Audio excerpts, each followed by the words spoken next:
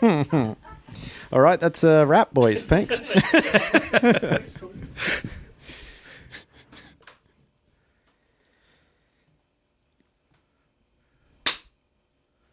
Hello, and I'm not on. Hello. Yep. Testing 1, 2. Hello, and welcome to the Bodysurf podcast with your budgies. And it's a Saturday night here at Whomp Camp. Howie, how you feeling, mate? Mate, we're here. We're at Whomp Camp. Who would have thought? It's been a couple of years where we've had a bit of COVID going on, and I mean, it's so good that we're just the gang's back together, really. The old boys, the old salty dogs are here, putting on a bit of a show for us tonight. I feel like things are going to get a little bit loose. It's been very quiet. Well, it was very quiet last night, but I hear some things are going to ramp up and a bit of fire jumping may be happening later on tonight. Well, Belly Slater's not here. So, I mean, how wild can it really get without Belly here? I think the Stocko boys will fill that void. They're pretty rough, aren't they? They're pretty loose. But we've got... I was just going to say, well, I brought April down there yesterday. Yeah. I wouldn't bring my wife here. It's not that they, like I said, they didn't want women around. It was more like they would get in trouble for their behaviour if their wives were there. Yeah. And, I mean, fair enough, fair play. They got in trouble from just camp management, so imagine what the misso would think. Yeah, that's right. Anyway, we've got some very good boys in the studio with us now. They're not getting up to any mischief. In the studio, we have with us Richard Evans and Jeremy Weiner. How you doing, boys? We're doing well. Now, I'm doing well. We've not really got much research going on you boys. Normally our executive producer Wolfo gives us a few notes, but we don't know much about you. So Richard, these are the facts I have about you, right? You're from the Northern Beaches, or you surf around that area. True. You're an absolute charger. Sometimes. And today you caught the wave of the day, a big 8-footer that Dave Malloy caught on camera. Awesome. Can you confirm that? It could have been me. Yeah. We might have to check the footage, but I think it was you. I was out there with him, and I confirm it was Richie. Jeremy can confirm it. Okay, all right. Now, tell us about this Northern Beaches stuff, because Belly Slater was definitely one of the guys that got the Northern Beaches crew together. The Northern Beaches Whompers. But I'm guessing there's been a rich history of body surfing in the Northern Beaches way before the crew was established. Yeah, there's a group of guys that go out like 8 o'clock every morning at Avalon. Although, I live in Manly. But there's guys that just do it all over the place. There's a couple of blokes that I know that are in their 70s that go body surfing at Curl and have been living here, doing that for 40 years. Wow. Yeah. It's a pretty disparate group, actually, but occasionally we see each other. I surf a lot with Richie. He's sort of my go-to buddy to text, I've got some time, are you available? But the Northern Beaches body surfers, we've got a signal group, and we get together when the surf is on, every sort of 3 or 4 weeks, and just meet at a beach. And rather than one beach, we open it right up and go wherever somebody thinks it's going to be best. And it's not unusual for us to move location when we've met. So the Northern Beaches Whompers and the Northern Beach body surfing scene, they're different, a bit different. So, I mean, you guys aren't going to show up at, you're not going to both show up at the Australian Body Surfing Classic and have competing teams, are you? I didn't know there was a Northern Beaches Whompers, to be honest. Oh, okay. Well, so it's all pretty disparate. Yeah. Now, how long have you guys known each other, and how long have you been surfing together? So we met at the Cool and Wedge in 2021. Yeah, right. And it just so happened that Jeremy's wife is a friend of my eldest sister, and we connected. Lovely. Now, I see you've got the Yuccas shirt on. Let's get straight into it, mate. What do you ride with? What's in your floppy bucket? Okay, so I've got my Yucca fins, I've got my War hand plane, and I've got a Whomper hand plane. Ooh. Well, Whomper. There we go. We're actually going to talk to Whomper very, very soon. So how does the Whomper go? It's really fast. It's good in clean conditions. Yeah, really good in clean conditions and fast. Now, I had a look at one today. Very thin. Yeah. Yeah. And I haven't had a ride of it yet, but yeah, very fast conditions. So what kind of swell height are you thinking for the Whomper? Oh, the Whomper can handle 8-foot faces. Yeah, right. Yeah. There you go.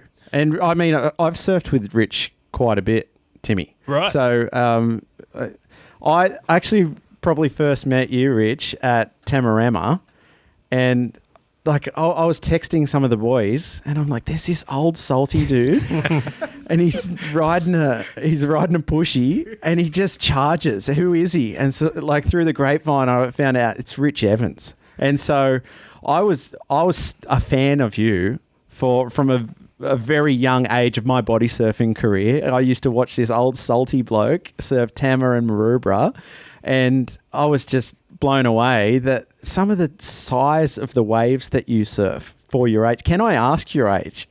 55. 55 years young, and you are throwing yourself into really some of the biggest waves we have on the East Coast. And I don't use that lightly, because for me, I would say that there's probably more risk surfing a beach break than a reef break, in my personal opinion, just because they're not really makeable waves, and it's so vastly different every beach break and every wave at a beach. Like, it hits it at different angles. Like a reef, you're getting the same angle pretty much every time. It's repeatable. What makes you, as a 55-year-old man, want to throw yourself into 5, 6, 7, 8, 9 foot faces into a foot or two of water on sand? That it's just ridiculous. Yeah, I ask myself that quite often. Look, when I was young, when I was like 10, 11, 12, I learned to body surf at Mooloolaba on the Sunshine Coast, and it's just this big dumpy wave, and it's a habit from just taking off on steep waves and just pulling into a big closeout. That's how I learned to body surf. And when you were starting out, what sort of equipment did you have then? I'm guessing it wasn't the same. I didn't even have flippers. Yeah. So you're just freestyling out there, and awesome. Now, Jeremy, I'll bring you in as well. Like, when did you start body surfing? January 2021. Oh, so very recently. Okay. And how did you find out about it? You know, well, I body I used to body bash, all right? So I would call it body bashing rather than body surfing, catching the dumper in and then riding the foam. And I thought I was pretty good, you know. And then last January, I would normally be on business trips to the US, cursing because I was in their miserable winter, missing all the summer, and I wasn't allowed to travel. So I wanted to do something in our local area, and I just made the decision I was going to body surf every day during summer, and I lost a fin at Curly, and luck would have it, I found it down the beach. Somebody put it on a post, which was nice. Yeah. That doesn't often happen, but in the time between losing it and finding it, I went on to find a replacement fin and found garage hand planes, and I thought, I'm going to get a hand plane. So I bought a garage. What garage did you buy? Well, I started off with a Rivera. I actually went down and met with Dave and tried to.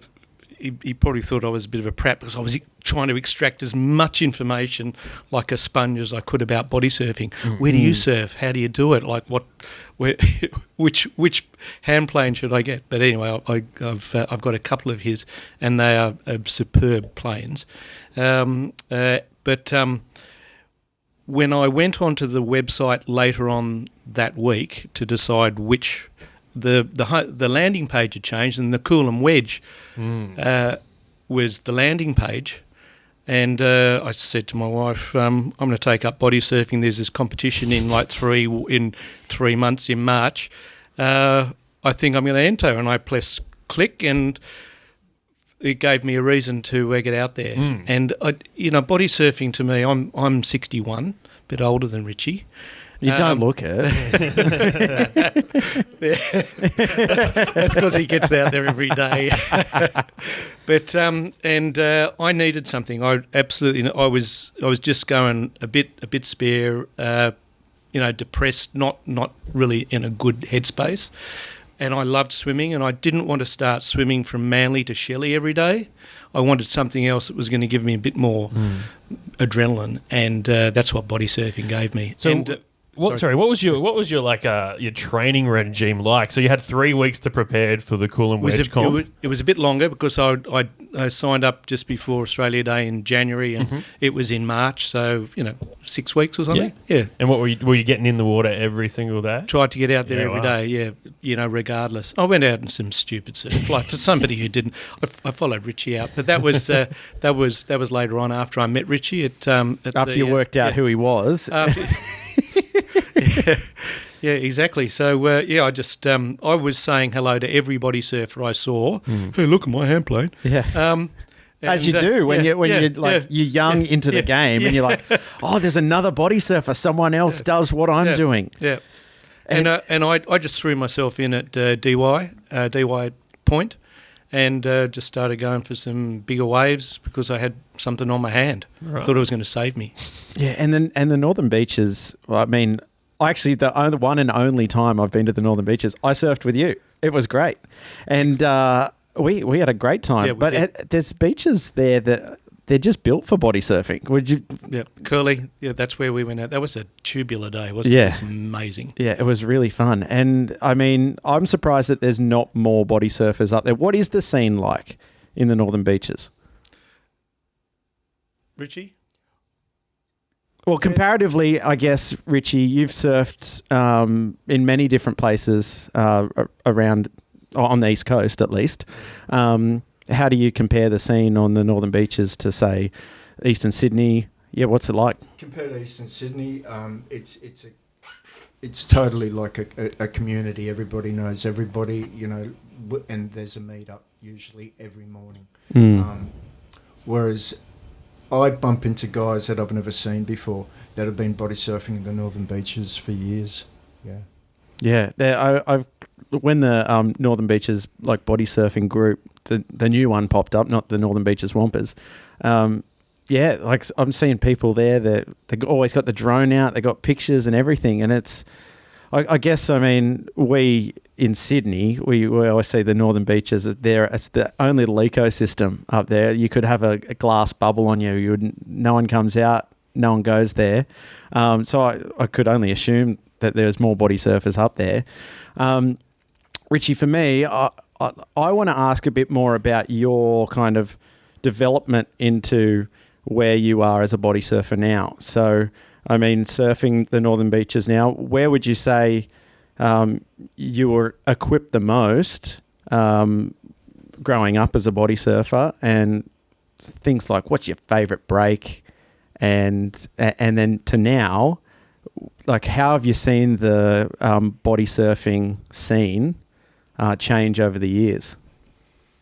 Okay, so there was a huge gap between. So I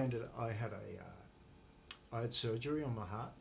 I had a tumour in my heart that was identified some years ago, and I was out of the water for a long time. I got into the water in 2019, and I had no idea about like body surfing being the community that it is in Australia.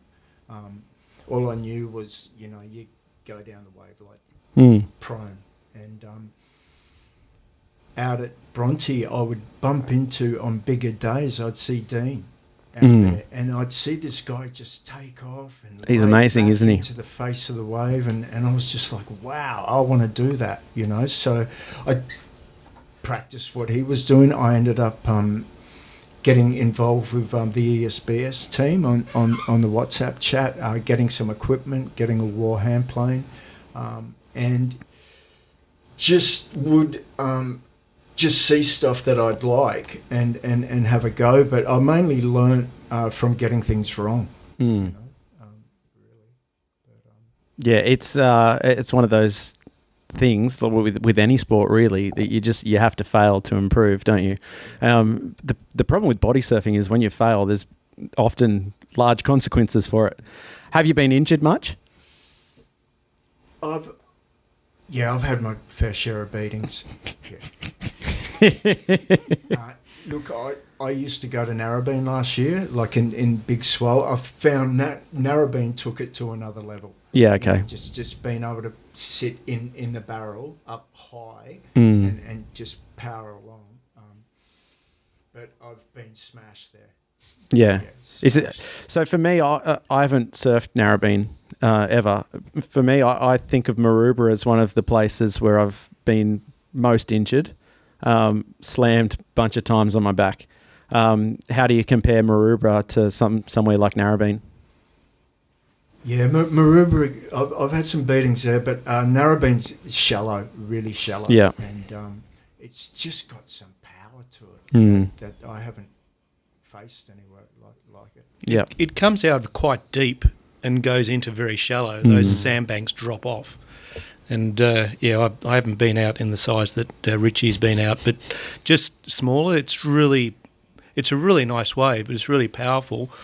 But you do tend to hit the sand at Narrabeen. Curly, if you know where the banks are, you don't hit them. Yeah. But they can really suck up and give you... So, Jeremy, where do you like to where's your you've been surfing for a relatively short period of time? What's your favourite break? I think Curly's our go-to because there's always a break somewhere. Even if there's other people out, you can find a peak, so there's always something on. If it's big, I do like to get out at DY, and I'm still not at the point where I'm going right out to sort of first rock and taking off and then going for the massive barrel. I tend to pick off when the guys who are really good at riding that don't get through the barrel and pick it off and then get the rest of the wave where you can get a really nice long face and a steep takeoff and big ride. And for me, it's not necessarily about like continually catching waves, but getting out there and with surfers who are making those barrels and seeing Richie like 20 feet deep in the pit. Yeah. And You don't like Richie. You don't like coming out of barrels, do you? You don't come out of many of them because I mean, you like. Is that what you? Is that just what you like? You just like the feeling of the being inside a hollow cavern, and It's awesome. yeah, I thought so. I knew I needed to ask that because I knew. Yeah, I'm addicted to it, I think. Yeah. Yeah. So how long are you going to go? well, he's got to go to 61. Yeah, at least. Yeah. Yeah, I'm becoming more careful because I want to keep doing this for as long as I can. Yeah. So there's places like I don't go to Narrabeen when it's big now. When it's big, I go to, like you were saying, like the point breaks are a lot safer. So on a big day, I'll go to either Winky Pop or DY. Yeah. I was talking to Justin Spittle, Hypto, just before he left and he said some people just don't have that chip in their head that says don't go, and Richard Evans is one of those people. You don't have the chip that says this is too big. There's just nothing in there that exists. For me, I'm very cautious. Growing up, I was a very cautious person, and I've had to really build my confidence in swell. But I watch people like Corey, and I go, he's so young and just so fearless, like he just goes anything. But to watch someone who's 25, almost 30 years older than myself, still charging bigger waves than I've ever surfed, even, like it's inspiring. So thank you so much. One, I really want to just dig a little deeper into what kind of equipment you like to use. So I often see you out without a hand plane on. Is that your preferred method of body surfing? Yeah, I'm enjoying that, using my body. At the moment, I've been doing that for a couple of months, and like feeling the face of the wave on my back. Like I really love that. Look, I think like the hand plane allows me to make barrels. Yeah. Yeah. Yeah, it's I think of someone like Mark Cunningham. If we were going to have an Australian version of Mark Cunningham, is it not Richard Evans? I look at the two boys, and he's so humble. He does it like he's sweating at how much praise he's getting. But really, like when we look at the godfathers of our Australian body surfing culture, people like you, I think of Peter Sperling as well, which is he not as old as you yet, but been surfing Cape Solander for 30 years. You know, like, and it's just like to think that there's these guys that we don't even know, people that have gone even before us, but you're still carrying the flame. And I think that, to say that like you're just going to keep going until you wake up one day and you go, I can't do it anymore. Yeah, it keeps me young. Yeah. We got to get some Rich Evan Pro fins in the works. Yeah, why not? Who can do that? Have we got a fin maker? Get Yucca on the line. Yeah, that's right. The Rich Evan Pros. Jeremy, you mentioned you lost the fin and then found it. What fins do you ride with?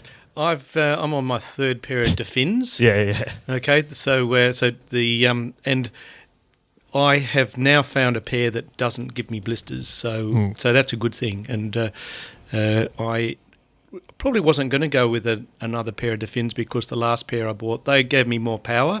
They're a bit bigger, but they no end of blisters on toes and around the ankle.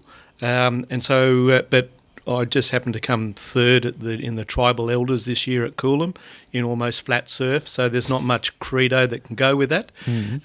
But I did get a voucher for a pair of DeFins, so I got a pair of white pointers, and they're excellent actually. They're stiff, no blisters, and I'm getting a lot more power out of them.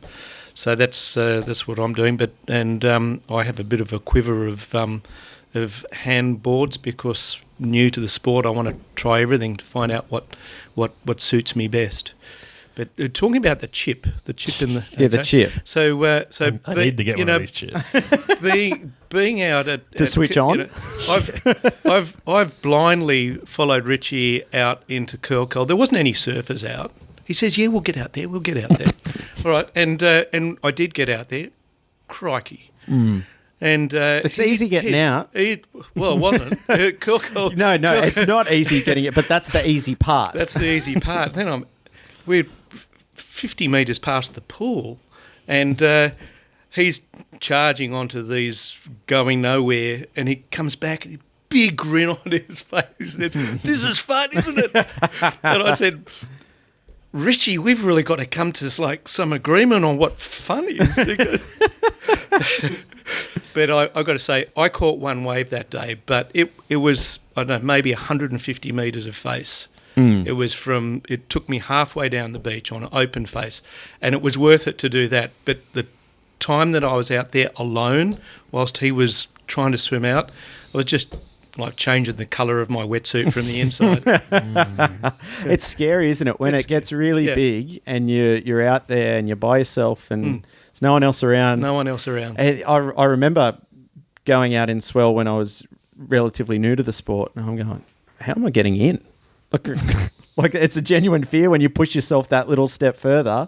And Tim actually taught me how to charge. You wouldn't think it now, but he was Tim was back in the day, he didn't have the switch. And then he did his knee, he did his ACL, right, and the switch got turned on permanently, I think. Although we'll see tomorrow morning how you go. And yeah, you need those people like you've got in Rich to push you that little bit further. And you're, oh, well, he's all right. Yeah, exactly. Yeah. Yep.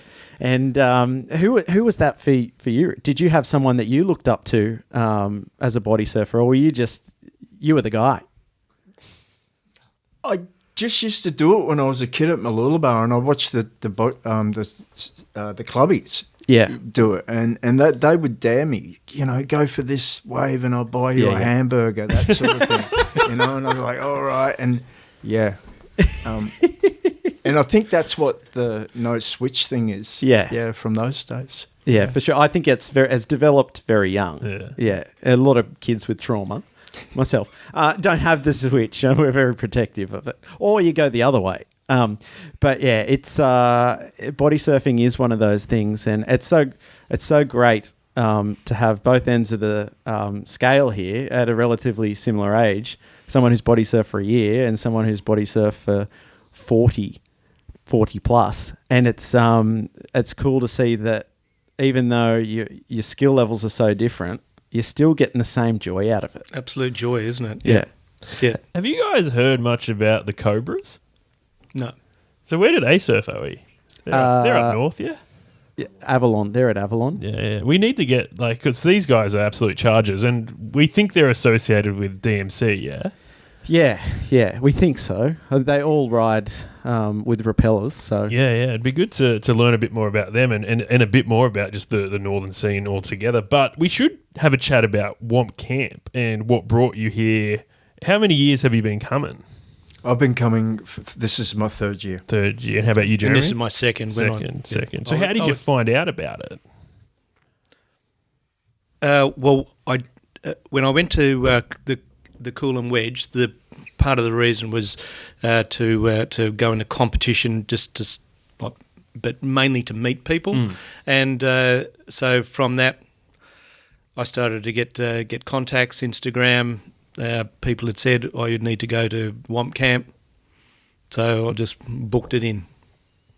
And awesome. It was wet last year. Yeah. But Yeah. we had Did you we had a sensational day at Elizabeth, didn't we? It was just like the colour in the water. Well, you have to look at the executive producer because I didn't get there. Yeah. So Woofo has got some great footage, but I hear it was good. But you got drenched the whole weekend besides that little window where you caught a few good waves. How about this year? How have you been going this year in the water? Oh, we booked a cabin this year. Yeah. As soon as I got a date, I was straight on. In the salt water, though. I think. The salt water, it was great out at Boomerang. We went out North Treachery yesterday afternoon, followed Richie in again, and it was just the two of us out there. I lost him for a little while. I had to work out because I'm slower to get into the water, and I was just about to walk up the sand dune to see if I could see where he was, and then I saw his face, so I knew where to swim. And we got some really nice waves out there. You particularly, I just have this vision of him sort of wedged up in the top of the wave, just coming along thinking, how does he do that? Where does he even find the face to get these long rides? And he did make it out of the tube on that one. Have you explored any other areas, any other beaches around the area? Well, we were at Boomerang today, Elizabeth last year. Previously, I've tried surfboard riding, and I'm very bad at that, which is why I took up body surfing. As we all do. At Bluey's. Used to bring the family up to Bluey's, so done a lot of... I think I almost drowned at Bluey's once. Body surfing. Really? Body bashing. Body bashing, yeah. Oh, that's good. All right. So you've explored the area a bit. Now, have you been cooking up a storm? I see you brought a nice red over. What did you have for dinner tonight? We had steak mash and a glass of red. I didn't see any salad in there. Yeah. Mate, the price of lettuce these days, you know. Yeah, it was a full protein meal. You need it. After the session today at Boomerang was good. I was saying to some of the boys down there, it could be in my top 5. So it was really fun, and the crew was really cool as well. It was a really good vibe out there. Nice solid waves. You know, it's good to come up here and actually get some decent swell. You know, a lot of the time it's luck of the draw, but to find some like 5-6 foot faces and nice heavy barrels, you must have been loving it, Rich. Loving it. You can't get the grin off his face. Rich, what you've been coming to Whomp Camp for a few years. What's your do you have to surf at Treachery to say you've gone to Whomp Camp, or is there an unwritten rule? Like, because I haven't even looked at Treachery. I haven't been over the sand dune, nothing. You've been in. Would you say that it's a great, but when it's on, it's great. What is what's been your favourite surf out over your Whomp Camp kind of history? Sunday morning, Whomp Camp 2020. Yeah? It was awesome. Where was it? Tell us. Out here at Treachery. Yeah.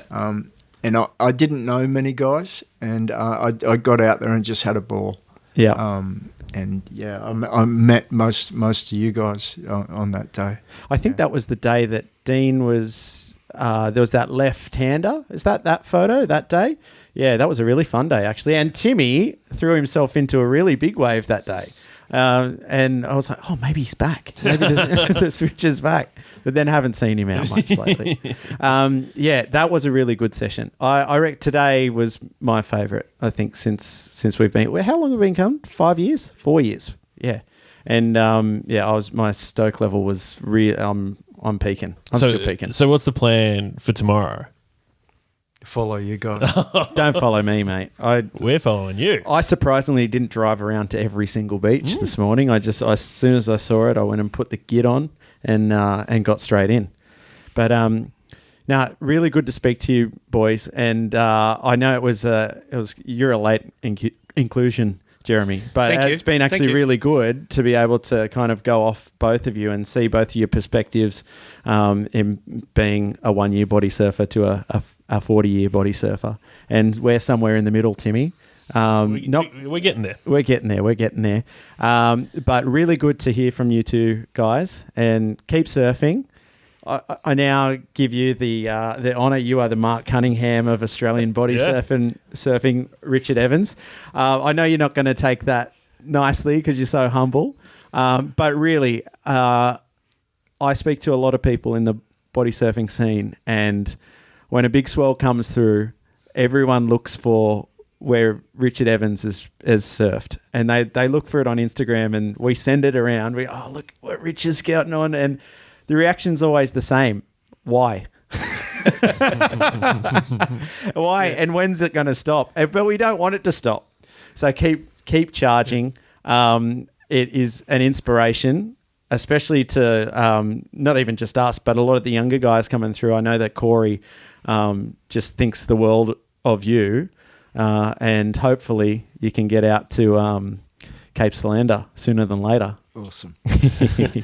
All right, well, we got to get out of here. I feel nervous to ask them if they know the sign-off, so maybe you could just do the sign-off. No, we'll tell them.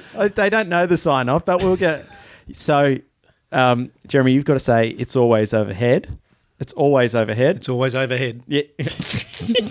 And then, Rich, you've got to say, when you're body surfing. All right, ready? 3, 2, 1. It's always overhead. When you're body surfing. See ya.